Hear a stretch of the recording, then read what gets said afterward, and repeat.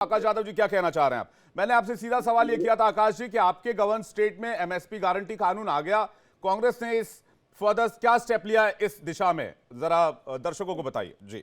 देखिए, पहली बात तो आप समझ लीजिए कि कॉन्स्टिट्यूशन के अंदर ये स्टेट इशू नहीं है, ये सेंट्रल इशू है।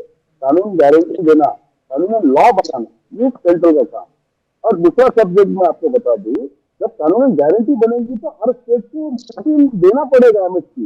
दिल्ली की सरकार हो या मेरे कांग्रेस की तेलंगाना की सरकार हो। दूसरी बात, मेरे मित्र जो न्यायदाता कानूनदाता है उनको मैं बता दूं कि हिंदुस्तान के अंदर 16 लाख करोड़ का उद्योग के माफ हो सकते, तो मेरे भाई जो 42% लोग हिंदुस्तान का अन्नदाता है, इसको आप 5 लाख करोड़ उसका अन्नदाता उसको नहीं दे सकते? क्या ये हिंदुस्तान दो हिस्से बांट रहे हैं?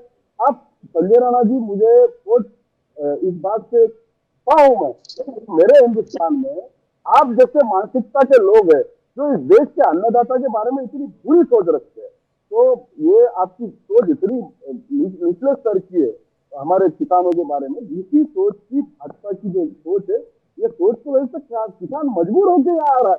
25 देखिए 750 किसानों ने शहादत दी पिछले आंदोलन में, उनको हम लोग कंपनसेशन मांग रहे हैं। क्या मांग रहे हैं? किसान मांग क्या रहे हैं? शहीद नहीं हुए, इसके साथ एक साल बैठने पे मजबूर किसने किया? विवेक भाई, तो ये सरकार की जिम्मेदारी है कि वो सब परिवार को जो शहीद हुए उनको कंपनसेशन। आकाश जी ठीक बात है, आप किसानों के साथ है, अच्छी बात है जी। आप देखिए, मोदी जी ने स्वामीनाथन आयोग को इम्प्लीमेंट करने की और कानून गारंटी देने की बात की थी, तो मोदी जी उस वादे को पूरा करे। आज मोदी जी के पास इतना वक्त आकाश जी नहीं है, ठीक बात, अच्छी बात है, आप किसानों के साथ हैं, विपक्षों के किसानों का जी। आकाश जी एक सवाल, अच्छी बात है आप किसानों के साथ हैं, किसानों के लिए आवाज उठा रहे हैं, विपक्ष की अच्छी भूमिका निभा रहे हैं। मेरा सवाल यह है कि 2006 के बाद 2014 तक 8 साल का मौका आपके पास भी था, आप भी ये गारंटी वाला कानून दे सकते थे कि नहीं दे सकते थे?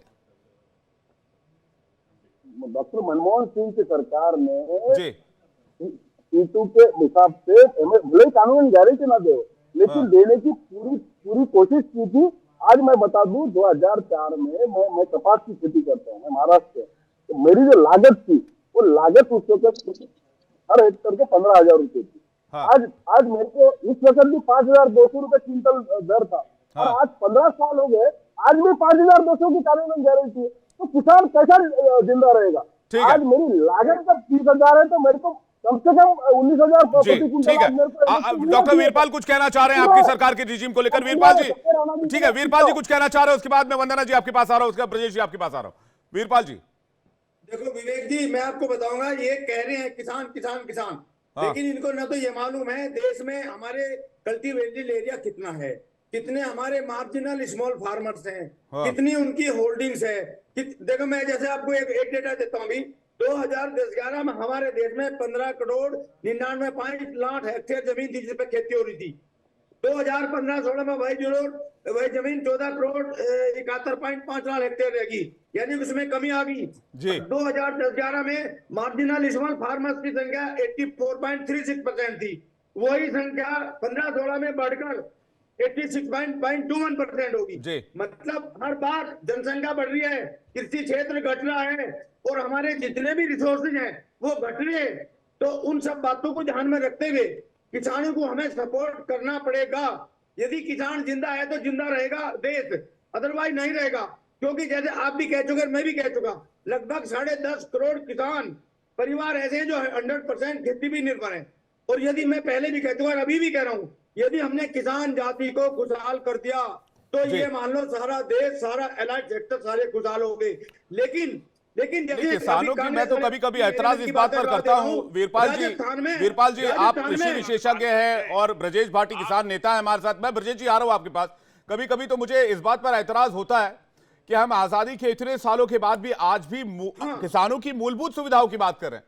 बताइए, इतनी सरकारें रही इस देश में, किसानों के लिए कितने काम किए जा सकते थे, बिजली से लेके सिंचाई से लेके एमएसपी, जो इंफ्रास्ट्रक्चर डेवलप करना हो कि भाई आप वहां उपजाइए, जम्मू कश्मीर में उपजाइए और केरल में बेचिए, इस तरह की कितनी व्यवस्थाएं डेवलप की जा सकती थी। लेकिन विडंबना इस बात की है कि आज भी इस देश में किसानों की मूलभूत सुविधाओं की बात हो रही है। विवेक जी, किसी ने इस तरफ ध्यान नहीं दिया। सब कहते हैं किसान किसान, लेकिन किसान का भला कोई नहीं करना चाहता है। खुशहाली के लिए मैं वंदना सिन्हा जी के पास जा रहा हूं, उसके बाद में ब्रजेश भाटी आपके पास आ रहा हूं। वंदना जी, विशुद्ध रूप से इस मामले पर सियासत हो रही है, और अगर सियासत नहीं होती है तो मैं डंके की चोट पे कहता हूं आज किसानों की हालत के लिए यह स्थिति नहीं होती। विशुद्ध रूप से सियासत की गई।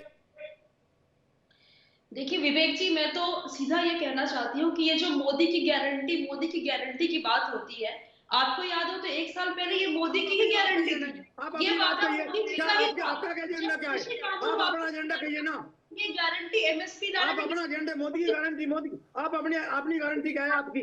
आपने तो कहा था एमएसपी देने के लिए किसानों को, मोदी जी का अपना वादा पूरा था। आप अपने ठीक है, अपने केजरीवाल साहब से पूछिए 2018 में क्या हुआ था। किसान केजरीवाल साहब से पूछिए 2011 में एमएसपी देने के लिए। वीरपाल जी आपसे ये पूछ रहे हैं आपका कंट्रीब्यूशन क्या है। वीरपाल जी, मैं आपका सवाल पूछ लेता हूं। वंदना जी, वीरपाल जी आपसे पूछ रहे हैं आम आदमी पार्टी का कंट्रीब्यूशन क्या है, आपकी सरकार का कंट्रीब्यूशन क्या है, दिल्ली सरकार पंजाब सरकार का कंट्रीब्यूशन क्या है किसानों के प्रति और किसानों के लिए इस दिशा में अभी के इतने सालों के रेजिम में। ये वीरपाल जी से मैं ये बात बताना चाहती हूँ, किसी स्टेट के सरकार पे ये बात डालकर बात खत्म नहीं हो जाती है। ये बात देश के हर एक किसान की है। ये बात वंदना जी, वो ये पूछ रहे हैं कि आपने इस दिशा में क्या काम किया है। वो ये पूछ रहे हैं आपने इस दिशा में क्या काम किया है। जी, वादा मोदी जी का था। जब कृषि कानून वापस लिया गया था तो ये वादा मोदी जी ने किया था कि एमएसपी लागू करेंगे। तो क्या वो किसान को बेवकूफ बना रहे थे उस वक्त भी? वैसे ही जबकि सारे गारंटी से अपने बेवकूफ बनाते हैं, ये भी वैसे बेवकूफ था कि आपने 2 करोड़ पर ईयर आपने एम्प्लॉयमेंट की गारंटी दे दी, वो भी गायब है। आप हर समय बेवकूफ बनाते हैं। एमएसपी के लिए बेवकूफ बनाए। किसान आंदोलन आप कह रहे हैं कि आज इलेक्शन के पहले आ गया, आप लास्ट सत्र तक एमएसपी की बात। ठीक है वंदना जी, आप मुझे बताइए एज अ स्पोक पर्सन आम आदमी पार्टी, एमएसपी गारंटी कानून छोड़ दीजिए, आप ये कहिए कि किसानों की जो भी मांगे वो पंजाब में 100% स्वीकार कर ली जाएंगी। कानून बनाना केंद्र सरकार की जिम्मेदारी, ये मैं मान सकता हूं, लेकिन बाकी जो मांगे हैं और एमएसपी जो है वो किसानों को जितनी वो मांग रहे उतनी पंजाब में मिलेगी। पंजाब बात करें हम दिल्ली सरकार और पंजाब सरकार की, तो जितने आपने अभी उन्होंने बोला कि सबसे पहले एमएसपी दिल्ली सरकार लेकर आई थी। अभी वीरभद्र जी ने लेकिन वो ये भी वीरपाल जी कह रहे हैं, वो कह रहे हैं अगले दिन विड्रॉ भी कर लिया। हाँ, अब आप ये भी तो देखेंगे तो वीरपाल जी ने अभी ये बात बताई। और 100 करोड़ रुपए दिल्ली के विधानसभा बजट में प्रोविजन रखा है एजेंट देने के लिए किसान को, लेकिन आज तक किसी किसान भाई को 1 रुपया नहीं दिया।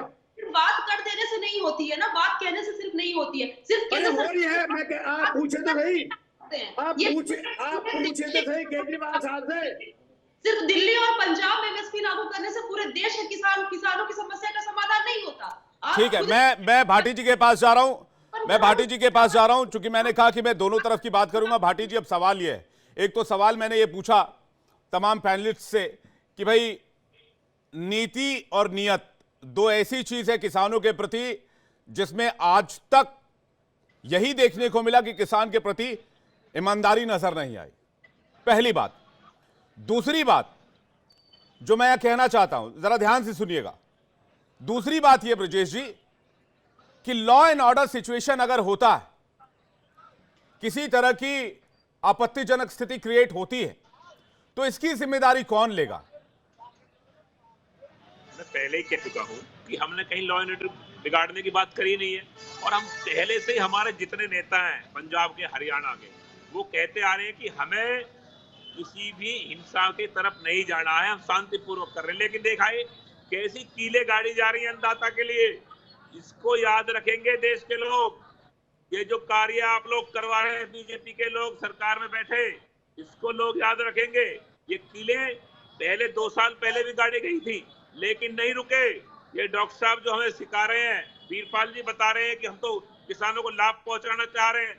हमने सिर्फ एक ही मांग की है, आप एमएसपी लागू क्यों नहीं कर देते? ये हमारे वकील साहब गिनवा रहे, इतना बोर्ड पड़ जाएगा। आप कई लाख मीट्रिक टन की इकोनॉमी अपनी बता रहे हैं, अगर किसान इसमें से मांग रहा है तो 0.012% भी नहीं बैठ रहा। आप आंकड़े लगा लीजिए कि आप कई हजार करोड़ टन। जी, मैं एक थोड़ी देर पहले ब्रजेश जी एक बयान आया अनिल विज का, कह रहे हैं 2 बार की बातचीत हो चुकी है, सरकार बातचीत से इनकार नहीं कर रही है, किसान दिल्ली आने पर अड़े हुए हैं और ऐसा लगता है कि आंदोलन के पीछे कोई मकसद है। कोई मकसद नहीं है। इन्होंने पहले भी जब 13 महीने का आंदोलन चला, इन्होंने जब भी यही कहा था फिर माननीय प्रधानमंत्री जी को माफी मांगनी पड़ी और उन्होंने कहा ये गलती हुई है, कानून वापस लिए। आप देखना अभी एमएसपी भी लागू करेंगे, ये किसान को पेंशन भी देंगे, ये जितनी स्वामीनाथन की आयोग की रिपोर्ट भी लागू इस देश में होगी। ये किसान पूरे देश के लिए मांग रहा है, किसी पार्टी का गुलाम नहीं है। अगर हम कांग्रेस के गुलाम होते तो आज से पहले करा लेते। अब राहुल गांधी लेकिन ब्रजेश भाटी जी, बहुत सारे किसान यूनियन तो इस प्रोटेस्ट में नहीं आए। राहुल गांधी, ब्रजेश भाटी जी, बहुत सारे किसान यूनियन इस प्रोटेस्ट में नहीं आए, आपके साथ खड़े नहीं हुए, ऐसा क्यों हो गया? ये फूट क्यों पड़ी हुई है? ऐसे कितने सारे संगठन हैं जो बीजेपी के द्वारा बनाए गए हैं। वो किसान यूनियन बीजेपी यूनियन है, उनका मकसद देश से नहीं है। जैसे डॉक्टर वीरपाल जी कभी किसान नेता बन जाते हैं, कभी ये भाजपा प्रवक्ता बन जाते हैं, ऐसे ही अभी चंद्रवीर थे वो बन जाते हैं। ब्रजेश जी, जो आपके साथ है वो किसान नेता, और जो आपके साथ नहीं वो बीजेपी का एजेंट नहीं। मुझे नहीं है बीजेपी की, मैं लिस्ट दे दूंगा आप कितनी सारी बना रहा है। वीरपाल जी को स्क्रीन पर लेकर आइए ब्रजेश भाटी जी के साथ। लेकिन ये नहीं चलेगा, यह असली नकली की लड़ाई है। नकलियों की पता है, जो देश के लिए वीरपाल, डॉक्टर वीरपाल जैसे लोग जो कह रहे हैं हम तो किसानों का भला करना चाह रहे हैं, ठीक है, मैं वीरपाल जी से जवाब लेता हूँ। वीरपाल जी जवाब दीजिए। आप कभी बीजेपी के प्रवक्ता बन जाते हैं, कभी किसान नेता बन जाते हैं, हमें तो यही पता नहीं। अब भी किसी का आधार पर बोल रहे हैं। मैं कहता हूँ किसान खुशहाल होना चाहिए, किसान को एमएसपी मिलनी चाहिए, मैं ये बात कह रहा हूँ। और सरकार हर समय तैयार बैठी है आपकी बात सुनने के लिए। जब सरकार ने 13 में से मान ली, 2 साल हो गए। अरे भाई, जब सरकार ने 13 आपने एसकेएम जब सुनो एमएसपी में जब कमेटी बैठाई थी ना, आपसे 3 नाम मांगे गए थे, आप लोगों ने आज तक 3 नाम नहीं दिए।